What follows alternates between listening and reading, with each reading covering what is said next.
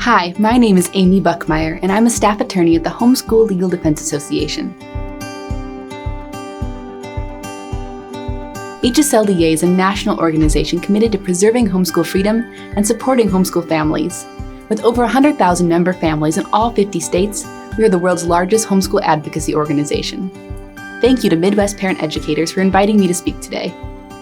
When my mom first started homeschooling in the 1990s, homeschooling had a look. You probably know what I mean. Long hair, jean jumpers, 12 passenger vans. You homeschooled because you're part of the religious right, or a hippie. Or, in my family's case, both. By the time my parents started homeschooling, it was legal in all 50 states. But that didn't mean it was common. As a result, my family got asked the dumbest questions. A few favorites. Do you have friends? Do you wear pajamas to school? Do you use books? Do you own a computer? Do you raise goats? Sometimes, though, the questions weren't so friendly. Why aren't you in school? Don't you realize you're ruining your child's social life? Amy wants to go to law school. How will she even get into college with a homeschool diploma? There were certain things we didn't do. We didn't hide that we homeschooled, but we avoided playing outside when public school was in session. We didn't open the door or answer the phone during school hours. And all of us kids knew where to find the number to call HSLDA if a social worker or truancy officer ever approached us. It never happened, but it was something we all understood could happen at any moment. And that's because it did happen across the country, especially to the first generation of homeschoolers who fought to make homeschooling legal. In Kansas in the early 1980s, the Sawyer family decided to homeschool their 2 elementary school students. They hired a lawyer who advised them to open a non-accredited private school, and they withdrew their children from public school, like you would do today. A week later, the school district charged them with truancy. It went to court. Despite expert testimony from well-known homeschool advocate Dr. Raymond Moore, and despite evidence that Mrs. Sawyer used a well-respected curriculum and kept a weekly schedule, the children were found truant. They were declared children in need of care and placed in the custody of the state. The Sawyers appealed, and the case went all the way to the Kansas Supreme Court, where the court upheld the truancy charges. The children remained in the custody of the state. But even more seriously, the Supreme Court's ruling appeared to make homeschooling illegal for all families in the state of Kansas. Specifically, the court said, "We find the Sawyers' plan, though well-intentioned, a thinly veiled subterfuge attacking compulsory school attendance. If such a family arrangement will serve as a substitute for school, there is no compulsory school attendance." As you can imagine, this was a cause of great concern for homeschoolers.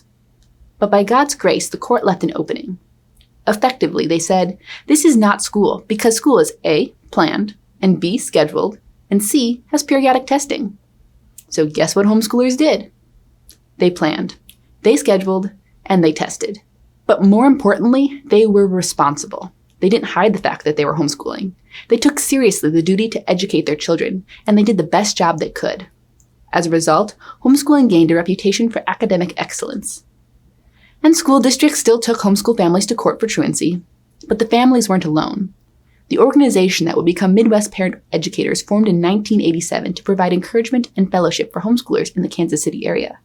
And Homeschool Legal Defense Association formed in 1983 to provide legal defense for homeschool families. But I'll let HSLDA co-founder and president Mike Smith tell that story. Thanks, Amy. That was very informative. And good folks out in Missouri and Kansas, it's great to be with you via video. Sorry we couldn't be there in person.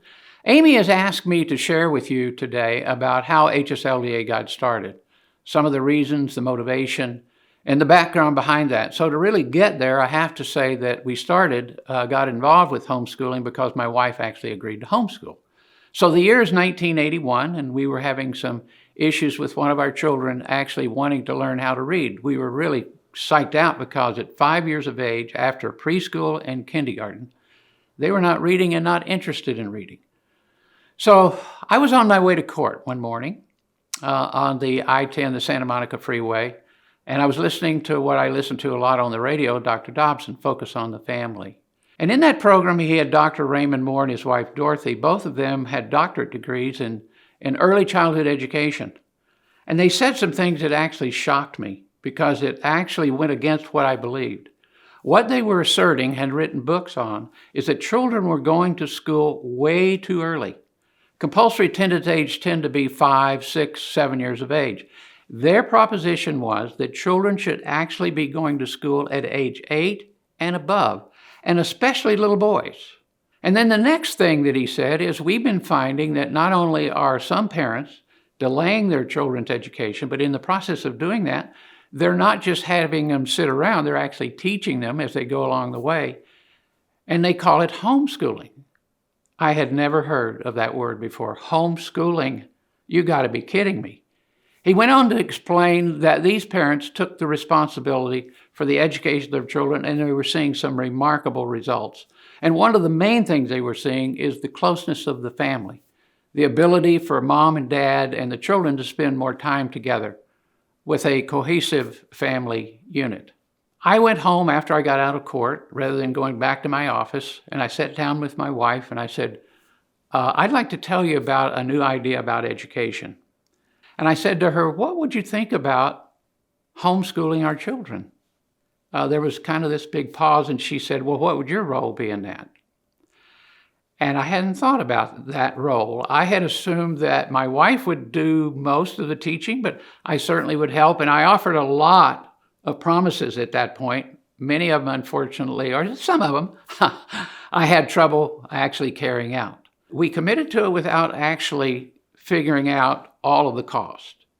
And one of the things that I didn't realize is that in the state of California, where we were trying to homeschool, the state of California Department of Education had declared homeschooling illegal unless you were a teacher with a certificate. In other words, a certified teacher in the state of California under the tutorial exception. And I thought, okay, Elizabeth is not a certified teacher. How can anything be so good be so bad? In other words, if homeschooling is so good, why would it be illegal? Well, at that point, I started doing a little bit of research, and I found out that there was some cases, some constitutional law cases. I did criminal defense at the time, so I knew how to look this stuff up. And I found that there were a couple of cases that actually you could argue that the state of California's law was unconstitutional. And then I met a young man named Mike Ferris. I met him at a California conference up in Sacramento of homeschoolers. And he said, Mike, I have an idea. He said, I would like to start a nonprofit organization that would make it financially possible for any family that wanted to responsibly homeschool their children to be able to do it and to have competent representation. What do you think about that? I said, well, I wish I'd have thought of that myself. Do you have something else in mind? He said, yes. I'm going to call it Homeschool Legal Defense Association. I said, great. He said, would you like to be one of the original board of directors? I said, great. So in 1983, we incorporated in Washington State, Olympia, Homeschool Legal Defense Association with the single purpose of basically making it possible legally for parents to be able to homeschool their children. Now, when we started, as you folks know that have been in homeschooling for a while, the law was very difficult in most states. Very few states actually recognize homeschooling as a right, as a statutory right to do it. So what we had to do is state by state, we had to try to battle in the courts first, then go to the legislatures, get the law changed so that homeschooling became legal in every state, and it is today. And so Homeschool Legal Defense Association was privileged, I believe actually called by God, in 1983 to do what we did, and we continue to have the single goal, and that is to make sure that homeschooling remains free, that we have the freedom to do it. God bless you folks out there. Amy, I'll turn it back over to you. As Mike said, each state's journey to legalize homeschooling looked a little different. While Kansas's homeschoolers wound their way through the court system, Missouri enacted their homeschool statute in 1986. But God did something miraculous there too. The Missouri State Senate passed a bill that would look familiar to modern Missouri homeschoolers. It listed required subjects, required hours, and records that homeschoolers needed to keep. But it also included a pretty important sentence. A signed written notice declaring the intent of the parent causing his child to attend a homeschool shall be filed with the superintendent of the local public school district.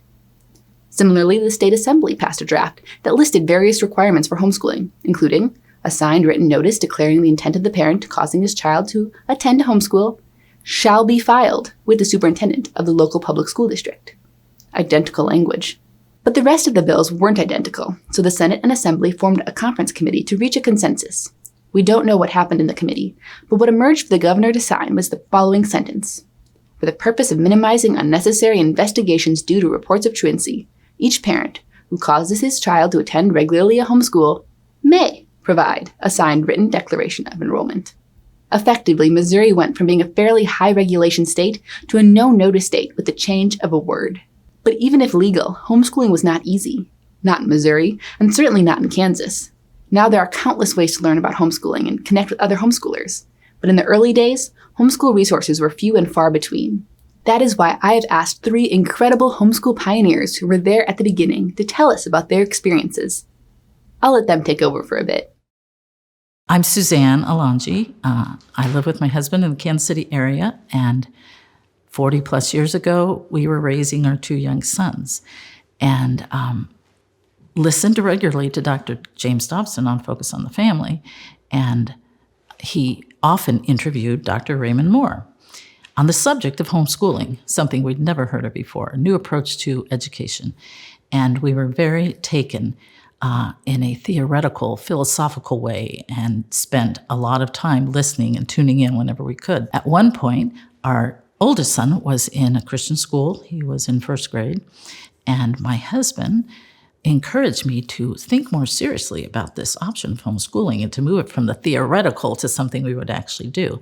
That really overwhelmed me at that point because I knew nobody who homeschooled. That changed within a year. Another family in our church and in the Christian school where Isaac was started homeschooling, so that was a great connection. And then shortly after that, we had a small meeting of 6 families here in the Kansas City area that started just connecting and discussing. And I remember coming home from that meeting having gained something. This speaks to me now, many years later, about the power of community and how important it is for us to connect and communicate face-to-face, real-life kind of stuff. We did not personally, as a family, have to fight for our rights in that early atmosphere of homeschooling when it was really vague, both politically and legally. But we came to know within the next year or 2 after we started a family in a rural area of the Kansas City metro that started the same year we did. Because of the small nature of their school district, they got reported to the authorities and ended up having to walk through a journey of the Kansas court system all the way through to an appeal to the Kansas Supreme Court. The Sawyer family, Tom and Bonnie Sawyer, in 82 and 83, walked through that. And the impact of that on our very small beginning community of homeschoolers was pretty serious. We all felt threatened. We all felt a need to be very quiet, to stay under the radar. We didn't have the freedom to go out during the day. We were just careful where we went with our children during the day. Not somebody knocked on the door, we'd be concerned. Oh my goodness, that kind of whole sense of insecurity, I guess would be the word. Community is a very important factor in the world of homeschooling. It is in the world in general, of course, church community, family, etc. But within the homeschooling community, particularly back in those pioneer days, homeschooling, the community, small as it was a great blessing. It is something that lent us courage. It is something that that kept us going, etc. And I'm not just talking about the kids finding other children that were in that strange new world of not going to school and spending time developing relationships, but also for the parents, particularly the moms. We at one point made a decision to regularly meet, like when are we going to do that? Because we're homeschooling all day. Well, we got up really early and met for breakfast once a month. That made a huge difference in many families' homeschooling journey. Like I could name 3 or 4 people I know that would not have continued if not for that ongoing peer-to-peer, mom-to-mom encouragement. Don't neglect the gathering of yourselves together in a face-to-face, real-life kind of scene. I'm Sherry Rink. I have 2 children, and we started our homeschool in 1984. I'm going to use the adjective uncharted. We didn't really know anybody who was homeschooling. Quite honestly, at this point, the details of what we began to know and all of that, and how we got to the point to where we really pursued it, all those details are kind of gone into obscurity. But my husband had heard Dr. Dobson's radio program with Dr. Raymond Moore talking about homeschooling. That perked his interest, so he came home and asked me to sit down on a Saturday and listen to the program. So the program on Dr. Dobson's program, radio show, is what actually got us, that was the catalyst that got us into homeschooling. My husband and I had a unity of spirit, and so we were on the same page, which is really important, that you support each other in the endeavor. And like when I needed to do Christmas shopping or something like that, he would quote substitute teach. There were points in time when I wondered, okay, God, are we doing enough? Is this a good thing? It was a heavy load to know that we were carrying the responsibility of their education. What I did was quite often, maybe on a daily basis, I prayed and asked God, please today put the piece of the puzzle in place that you know my kids need for the rest of their life. And that's what I depended heavily on. So was just prayer and and the leading of the Lord. I would like to say just go for it. You can do it. There's a lot of help out there now. There are other people probably that you know that are homeschooling, or they know somebody that's homeschooling. Don't be afraid to go to people and ask questions and pick their brains. I love to use other people's brains, and just know that you can do it. You teach your children to talk. You teach your children to walk. You teach your children to eat. So you're already doing some form of homeschooling before the academics come into it. There's all kinds of helps out there, and so you can do this. You just need to be focused and be willing, and God will be your help. My name is Sharon Bellas, and I have homeschooled since 1987. My motivation might have been a little bit different than some of the other people's motivation. I knew very little about homeschooling, except what I had heard on the radio. I didn't know anyone that homeschooled, but we had heard different families talk about it.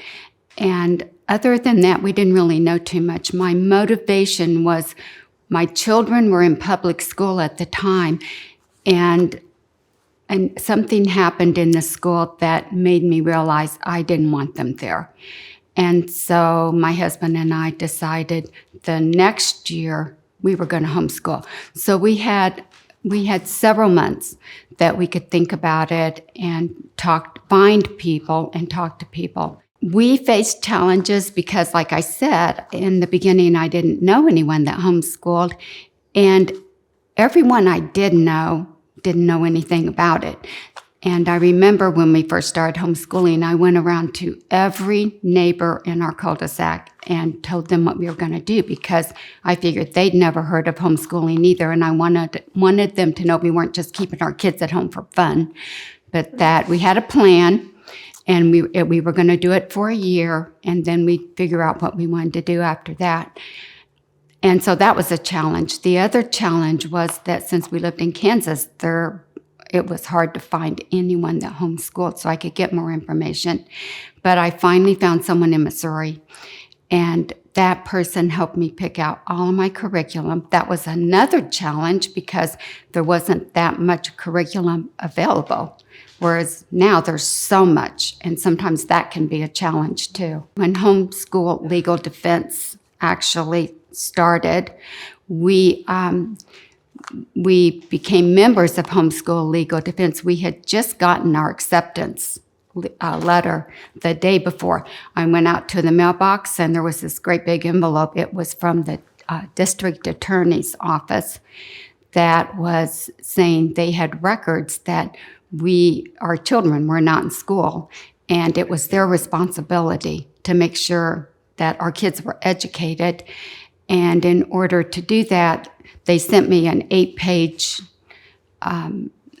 pages of questions, and I had to fill them all out, they said, and send it back in within 30 days, or they were going to file truancy charges against us.